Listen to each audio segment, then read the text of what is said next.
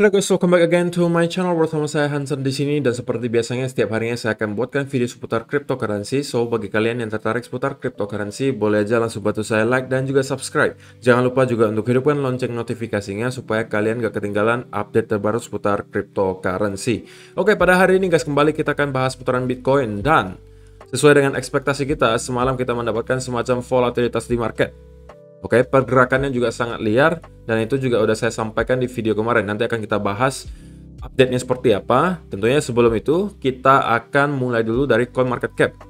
Dan per hari ini secara global market cap crypto berada di angka 1,96 triliun dolar atau turun sekitar 2,08%. Nah, Bitcoin sendiri berada di angka 43.300-an, Ethereum 3.081 dolar, BNB 415 dolar, XRP 0,82, Cardano 1,14 dolar, Solana 104 dolar, Avalanche 89 dolar, dan Terra Luna ada di urutan ke-10 dengan harga 52,39 dolar. So, hari ini kita melihat top performer adalah Avalanche dengan kenaikan 0,36%. Dan dia berhasil menggeser Terra Luna dari yang urutan ke-9 ke 10, dan Avalanche sekarang harganya 89,28 dolar. So, itu adalah outlook sementara dari beberapa top coin yang ada. Sekarang kita masuk dulu ke beberapa berita dan data terbaru hari ini.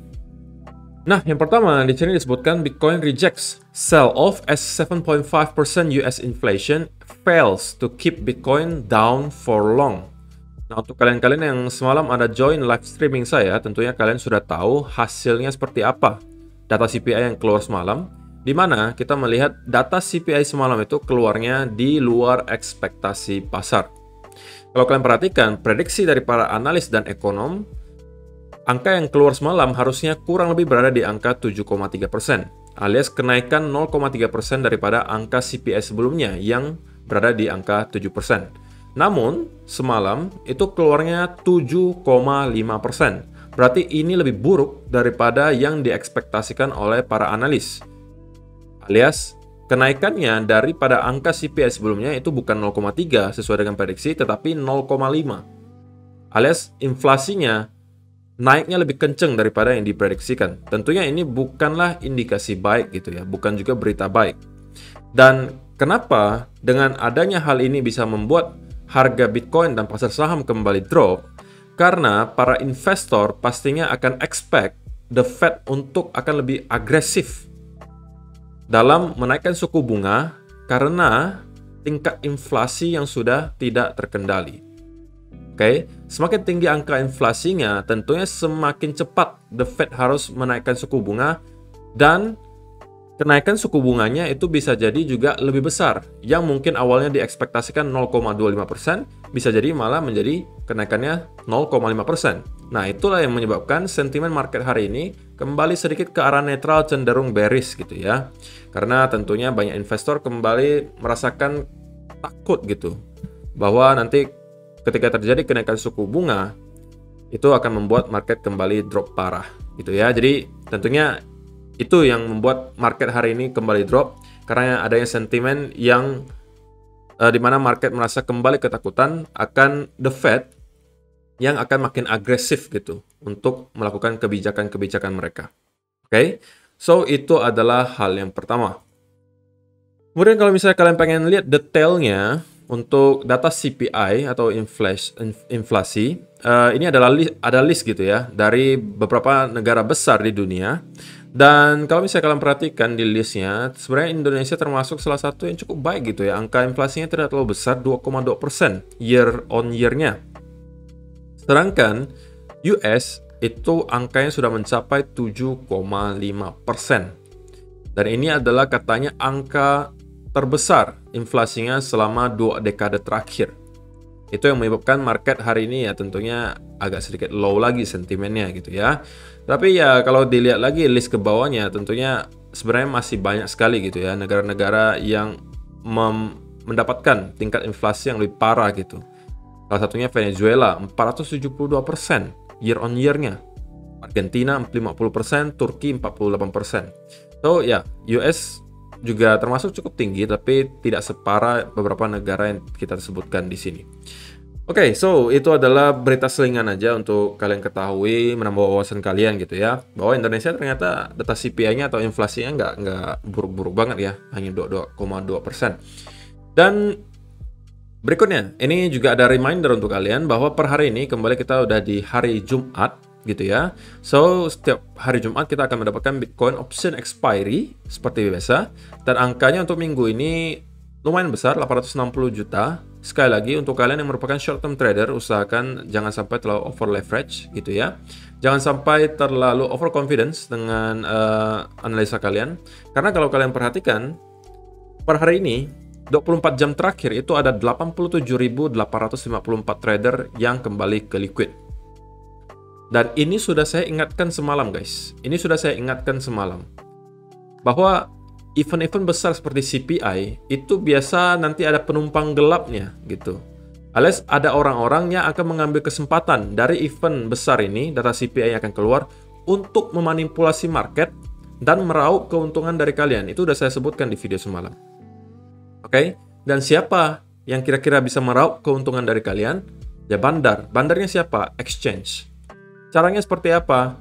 Nah, nanti akan saya jelaskan di chart gitu kan. Kemarin sebenarnya udah saya jelasin. Nanti saya akan tunjukin juga video kemarin yang saya jelaskan soal ini gitu ya.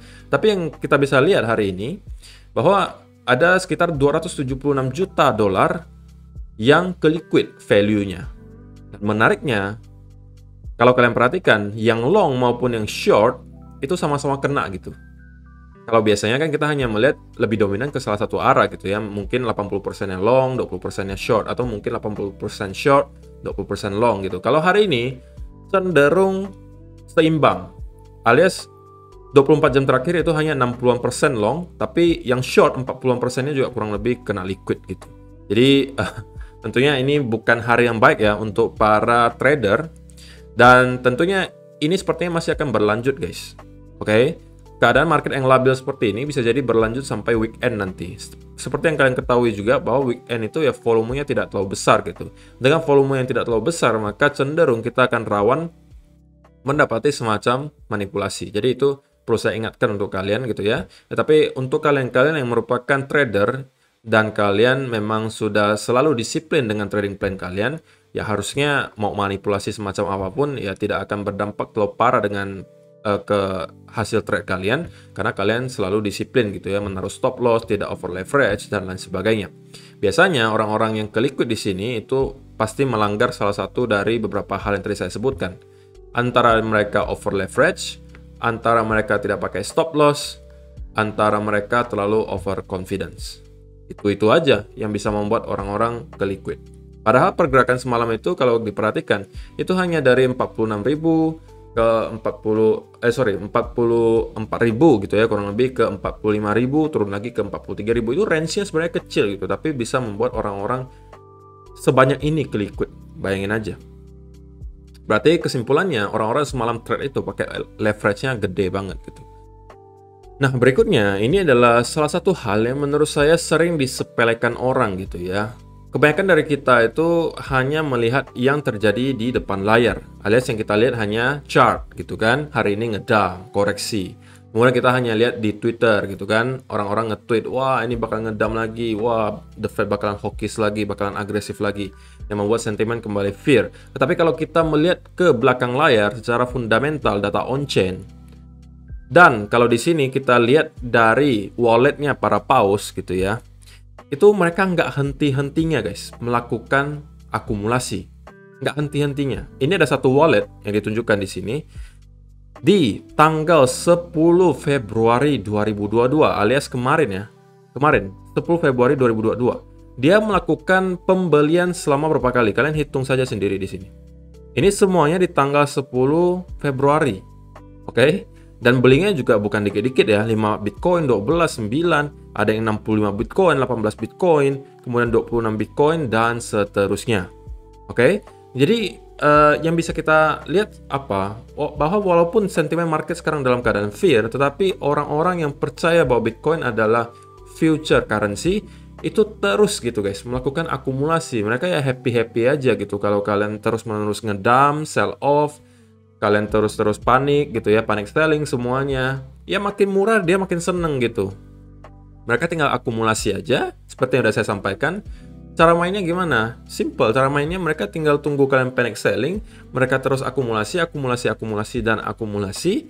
Ketika nanti sudah kembali lagi bull marketnya, kita udah tembus lagi ke all time high baru, apa yang terjadi?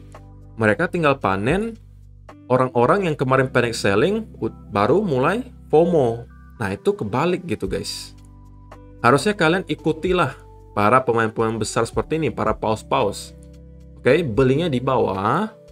Oke, sell-nya nanti udah di atas. Ketika orang-orang sudah FOMO, itu saatnya kita jualan. Bukan pada saat orang-orang FOMO, kalian baru beli di sono. Itu namanya kalian memang niatnya cuci piring gitu loh. Apakah belum puas gitu kalian cuci piring setiap hari gitu kan, ngelihat orang-orang lain cuan dan cuan, kalian malas setiap kali selalu kebagian yang cuci piring gitu kan, nggak mau gitu. Coba kalian ubah prinsipnya gitu. Oke, dan secara mental kalian harus mampu menahan gitu, sabar guys, sabar. Oke, bahwa kalau misalnya kalian percaya memang Bitcoin ke depannya masih akan terus menembus ke all time high, kenapa kalian harus peduli dengan pergerakan short term sekarang gitu? Oke, selama gitu ya, Bitcoin tidak ke nol, dan kalian percaya ke depannya kita akan menembus ke all time high baru, ya kalian mau beli di harga berapapun sekarang, harusnya dalam beberapa tahun ke depan kalian akan dalam keadaan cuan. Jadi kenapa kalian harus peduli gitu dengan pergerakan yang short term? Ya kan, simpelnya logikanya seperti itu. Oke. Nah, ini juga dari TechDev. Ini mungkin lebih ke data on-chain ya. Ini adalah Stablecoin Supply Ratio atau SSR Oscillator. Dan menurut si TechDev gitu ya, kali ini kita kembali mendapatkan ada indikasi gitu ya, bahwa kita sepertinya bisa jadi mendapatkan ada fase impulsive move. Oke, sekarang kita kalau kalian perhatikan nih, dia mengatakan this Bitcoin cycles, impulses and corrections visualized by the Stablecoin Supply Ratio Oscillator, ready for the next wave. Oke, dan biasanya kalau misalnya diperhatikan gitu ya, kita ada fase namanya impulsive move. Oke, kemudian kita ada fase correction, kita ada fase impulsif lagi, kita ada fase correction lagi. Dan si TechDev mengatakan dia udah siap gitu untuk wave berikutnya. Dan kalau misalnya diperhatikan gitu guys, memang setiap kali kita mendapati stablecoin supply ratio ini dalam keadaan yang cukup rendah di sini, typically itu adalah akhir dari sebuah koreksi. Walaupun ini tidak serendah yang sebelum-sebelumnya ya guys ya. Jadi kalau misalnya ditanya, masih ada ruang gerak untuk ke bawah nggak kok? Ya ada gitu. Kalau ditanya kemungkinan akan turun nggak kok? Ya kemungkinannya selalu ada gitu guys. Tapi saya nggak terlalu peduli gitu. Yang saya tahu, hampir semua data menunjukkan apa? Kita udah dalam keadaan yang cukup oversold, oke? Atau cukup undervalue gitu. Itu saja yang perlu saya ketahui, dan saya memang yakin bahwa ke depannya, kapannya saya nggak tahu gitu, tapi ke depannya Bitcoin tetap akan masih menembus ke all time high baru. Hanya saja pertanyaannya kapan gitu. Nah, karena kita nggak tahu itu kapan, ya sudah, saya secara simpelnya saya lakukan dollar cost averaging aja. Jadi saya nggak perlu tahu juga kapan itu terjadi. Yang saya tahu itu akan terjadi nanti. Oke? Jadi saya cukup cicil saja dari sekarang. Itu yang membuat saya secara mental terjaga gitu. Saya nggak terlalu pusing. Karena saya orientasinya jangka panjang gitu ya. So, itu adalah beberapa berita dan data terbaru hari ini yang pengen saya sampaikan untuk kalian. Sekarang kita masuk dulu ke chartnya Bitcoin. Dan kita akan mulai dari daily chart terlebih dahulu. Dan kalau misalkan perhatikan di daily chart, maka kita bisa menemukan bahwa kita berpotensi membentuk apa nih guys? Di daily chart, ya potensialnya ada double top gitu ya, potensinya. Dan kita persis ke reject dari area next resistance kita yang saya sampaikan kemarin. Ini akan menjadi area berikutnya yang perlu kalian perhatikan dan kalian pantau, karena bisa jadi kita akan mendapati semacam rejection di sekitaran area sini. Dan secara pergerakan short term ini sudah sesuai dengan yang kemarin kita sampaikan gitu, bahwa saya sampaikan guys, untuk kemarin saya sampaikan untuk hari ini kalian harus hati-hati gitu ya, karena dengan adanya data CPI yang keluar, bahwa kita sepertinya akan mendapati semacam manipulasi di market gitu ya. Kalau misalnya kalian yang belum sempat nonton videonya soal pembahasan pergerakan ini saya kasih cuplikannya sedikit gitu ya. Dan biasanya pergerakannya itu zigzag gitu guys. Kalau katakanlah misalnya dia harusnya naik, maka biasanya ini guys, pengalaman saya ya, yang akan terjadi itu akan diturunin dulu, ngedam dulu, baru tiba-tiba dibanting lagi naik ke atas. Sebaliknya, kalau misalnya yang terjadi adalah sebenarnya pengen diturunin, maka awalnya itu biasa akan dinaikin dulu, lalu didam lagi seperti ini. Jadi kalian harus aware dengan senario-senario ini yang bisa terjadi supaya kalian tidak kaget gitu ya kalau misalnya nanti dimanipulasi seperti itu. Karena ingat guys, event-event besar seperti ini itu bisa saja dimanfaatkan oleh para bandar untuk meraup uang dari kalian.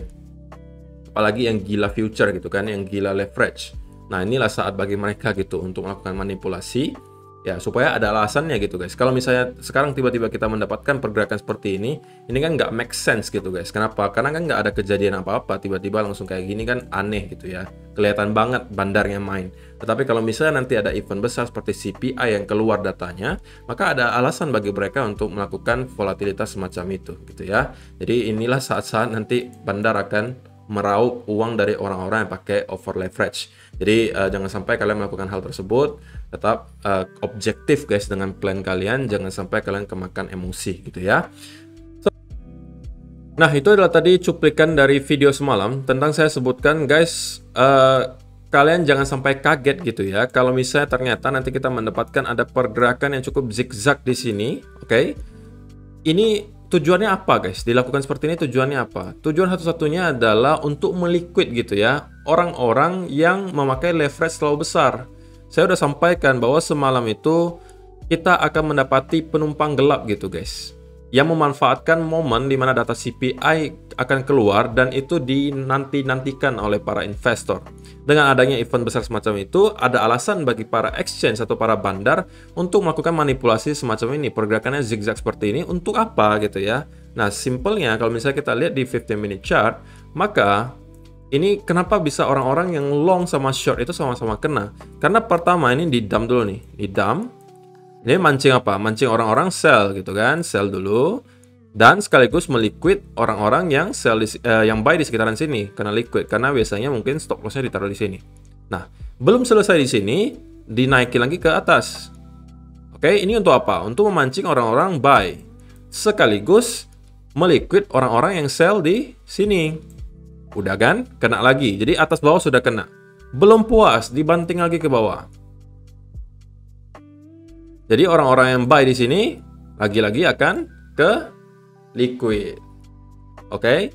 Dengan pergerakan segini saja dari hanya 45.000 ke kurang lebih 43.000, si bandar atau exchange sudah untung besar gitu guys semalam. Oke, karena pergerakannya memang tidak bisa ditebak seperti ini, zigzag. Oke. Dan memang ada kalanya akan terjadi hal seperti ini, maka selalu saya sampaikan gitu guys, bahwa kalian jangan sampai over leverage ketika kalian trading. Ini mungkin udah sering sampai bosen kalian dengar gitu kan. Tapi memang itu saja satu-satunya cara untuk kalian bisa tetap bertahan dalam dunia trading gitu. Jangan over leverage, jangan sampai tidak memakai stop loss, sudah selesai. Risk and reward juga kalian harus perhitungkan gitu ya. Udah itu aja prinsip-prinsip dasarnya. Kalau kalian disiplin mengikuti itu, harusnya tidak akan ada masalah gitu. Harusnya tidak sampai akan liquid. Tapi kalau udah salah satu dari itu kalian langgar, biasanya yang lain juga akan kalian langgar gitu. Jadi so far udah ini ya guys ya, udah sesuai dengan ekspektasi kita bahwa kita memang akan mendapati semacam volatilitas sekaligus akan pergerakan yang liar seperti ini. Dan untuk sekarang tentunya short termnya kita melihat bahwa tentunya dari segi sentimen masih agak low gitu ya. Jadi cenderung kita sentimen ke arah bearish, netral cenderung bearish gitu ya. Dan kalau secara teknikal maka saya bisa mengatakan apabila gitu ya kita nanti akan menembus ke bawah lagi dari area support di sini yang sudah 3 kali nih guys menahan harga Bitcoin, maka saya bisa expect bahwa kita akan mendapati pelanjutan koreksi ke bawah. Oke. Dan kalau misalnya ditanya next area targetnya yang diperhatikan di mana, maka saya akan sampaikan di area kurang lebih 40.000 sampai 40.900 di sini. Ini adalah area yang dari kemarin-kemarin sudah saya sebutkan gitu, menjadi area yang menurut saya cukup menarik gitu ya untuk kalian bisa jadikan sebuah opportunity. Kalau misalnya kalian memang yakin gitu ya, tentunya kalian harus melakukan riset sendiri terlebih dahulu sebelum kalian melakukan keputusan investasi apapun gitu ya. Tapi menurut saya area 40.000 itu adalah area yang bisa jadi akan provide some major support gitu ya. Tentunya kalau kita mendapati langsung kita breakdown ke bawah sini, ya itu bukan indikasi baik gitu ya, bahwa area major support 40.000 itu tidak mampu menahan. Dan kalau misalnya kita langsung blast through gitu ya, atau langsung break ke bawah tanpa ada perlawanan di sekitaran sini, tentunya kalian jangan langsung masuk gitu ya, karena itu berarti para bear itu momentumnya kuat sekali, tentunya kita nyampe ke area sini tidak serta-merta langsung itu berarti harus buy gitu guys ya. Tentunya kalian harus cari setup juga di time frame yang lebih kecil, misalnya di 15 minute chart. Kalian mungkin bisa menemukan ada pattern semacam misalnya falling wedge seperti yang sudah saya jelaskan juga di beberapa video sebelumnya. Atau misalnya ada menemukan double bottom, ada triple bottom, ada inverse head and shoulder. Baru dari sini, baru kalau ada konfirmasi berupa pattern di sini, sekaligus di sini area major support, mungkin dari sana baru kalian bisa consider untuk menjadikan itu sebagai setup. Tapi itu pun dengan pastinya risk management yang baik gitu ya. Jangan sampai kalian over leverage sekali lagi. Dan kalau misalnya itu scenario bearishnya gitu guys ya, kalau misalnya kita tidak mampu tidak mampu bertahan di area support di sini, kemungkinan next targetnya akan berada di sekitar area 40.000 menurut saya. Oke. Nah, kalau misalnya untuk scenario bullishnya gitu ya, kita anggap saja mungkin market masih pengen melanjutkan rally, maka kita juga berpotensi membentuk yang namanya expanding flat gitu ya. Ini adalah pattern correction expanding flat. Oke. Nah, ini sebelumnya juga pernah terjadi. Kalau misalnya kalian perhatikan, ini terjadi juga di sini nih, expanding flat. Nah, ini ketika kita baru break, kemudian kita mendapati ada pergerakan yang juga zigzag volatil seperti ini gitu ya. Nah, ini juga adalah expanding flat gitu. Dan kalau misalnya saya sih sebenarnya memang agak tidak terlalu sreg dengan pattern yang satu ini. Kenapa? Karena memang pattern yang satu ini menurut saya baru akan benar-benar valid dan bisa kita katakan sebagai expanding flat ketika kita sudah breakout lagi gitu. Jadi ya mau trade pattern ini juga sulit gitu guys. Karena validasinya baru bisa terjadi ketika kita udah break dari trendline di sini. Dan itu menurut saya udah telat gitu kalau masuk ketika hal tersebut terjadi gitu kan. Jadi ya kalau untuk secara short term untuk mengindikasikan gitu bahwa sepertinya probability expanding flat ini bisa jadi terjadi adalah menurut saya kalau kita kembali ada mendapati semacam impulsive move gitu ya, yang kemudian mampu break di sekitaran area di sini. Ini adalah areanya menurut saya yang perlu kembali direclaim oleh para bullnya Bitcoin sebelum kita harus mendapati semacam corrective move atau continuation pattern di sini. Dan kalau misalnya ini yang terjadi, maka probability bahwa kita mendapati semacam expanding flat di sini itu cukup besar menurut saya. Dan bisa jadi kita akan lanjut rally ke atas. Dan itu adalah scenario bullishnya. Jadi ada dua scenario ya, tergantung nanti yang mana yang terjadi. Kalau misalnya kita tidak mampu hold di sekitaran area sini kemudian breakdown, maka next targetnya menurut saya ada di 40.000. Tapi kalau misalnya kita mampu reclaim ke area sini, oke, kemudian melakukan pattern continuation di sini, maka cenderung biasnya sedikit ke arah bullish gitu ya. So, itu aja sih untuk hari ini guys. Terima kasih yang sudah menonton sampai selesai. Semoga bermanfaat video hari ini. Kalau misalnya kalian suka dengan video hari ini, mohon bantuan like-nya. Terima kasih yang selama ini udah bantu like juga. Dan selamat untuk para pemenang giveaway semalam. Ada 2 orang pemenang. Untuk kalian yang pengen ikutan giveaway berikutnya, tentunya kalian tinggal langsung join saja Instagram group yang sudah saya sediakan linknya di kolom description, link grup Telegram yang gratis gitu ya, dan juga follow Instagram, TikTok saya karena biasanya kalau misalnya saya adakan giveaway, kedua hal tersebut akan diperlukan. Oke, so itu aja dan kita akan bertemu lagi di video yang berikutnya. Bye bye.